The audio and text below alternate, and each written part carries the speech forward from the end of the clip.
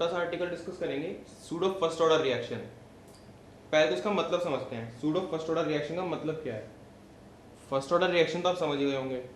Pseudo का मतलब ये है कि exactly it is not the first order reaction but it acts like a first order reaction. Why? आपने सूडो फोर्सेस पढ़े होंगे कि जो फोर्सेस एक्ट नहीं करते बट लगता है कि एक्ट कर रहे हैं।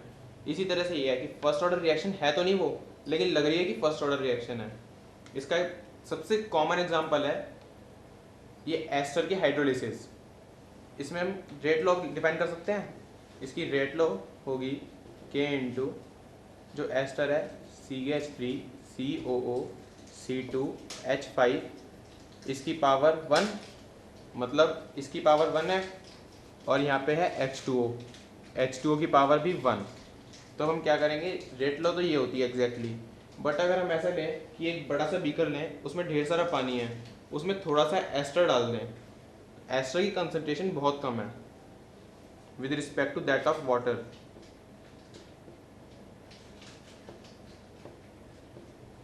It is much less than concentration of water. तो अब क्या है कि ये कंसंट्रेशन कम है वाटर की कंसंट्रेशन से, तो रेट लॉ में जब चेंज होगा वो तो कम वाली कंसंट्रेशन के हिसाब से होगा। ये तो क्लियर है कि अगर एक चीज़ मैंने बहुत ज़्यादा डाली है, एक चीज़ बहुत कम डाली है, तो ऐसा तो है नहीं कि ज़्यादा वाली चीज़ के हिसाब से चेंज होगा, ज़्यादा चेंजेस होंगे। चेंजेस जो होंगे वो कम वाले के हिसाब से होंगे। जैसे इसमें एस्टर है तो एस्टर के हिसाब से चेंजेस होंगे, जितना चेंज इसमें होगा उतना ही चेंज इसमें होगा, क्योंकि स्टोइशियोमेट्रिक के हिसाब से कोएफिशिएंट इनके 1 1 है। तो अगर इसमें चेंज ये इनिशियली हाई कम, तो इसमें जो चेंज होगा वो चेंज भी कम होगा, और इसकी कंसंट्रेशन ज़्यादा है तो इसमें लेकिन चेंज उतना ही होना है।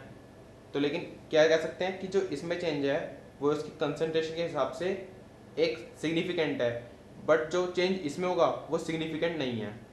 तो हम क्या करेंगे, ये कह सकते हैं कि change in concentration of H2O it is approximately zero.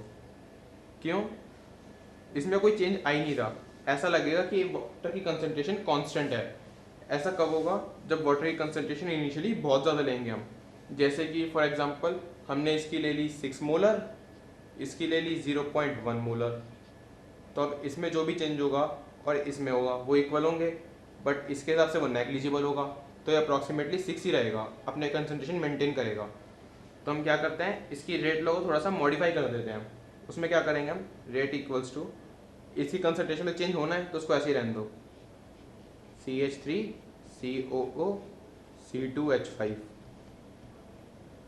अब इसमें कांस्टेंट क्या क्या है, के तो पक्का ही है कि कांस्टेंट है क्योंकि वो रेट लॉ है, रेट लॉ का एक रेट कांस्टेंट है। और H2O की कंसंट्रेशन हमने डिस्कस करा कि इसमें कोई चेंज नहीं हो रहा, तो चेंज नहीं हो रहा तो सीधी सी बात है ये भी अप्रॉक्सीमेटली एक कांस्टेंट ही रहेगा। तो यहाँ पे हम इसको रिप्लेस कर देते हैं दूसरे रेट कांस्टेंट से, के डैश। तो के डैश किसके इक्वल होगा, के डैश इज इक्वल्स टू के इंटू जो H2O की कंसंट्रेशन है। ये चीज़ है इसमें, मतलब जितनी जो नया रेट कांस्टेंट है वो इन दोनों का प्रोडक्ट है। अगर इसकी कंसंट्रेशन यहाँ पे 6 थी तो मतलब ये हो जाएगा के dash is equals to 6K।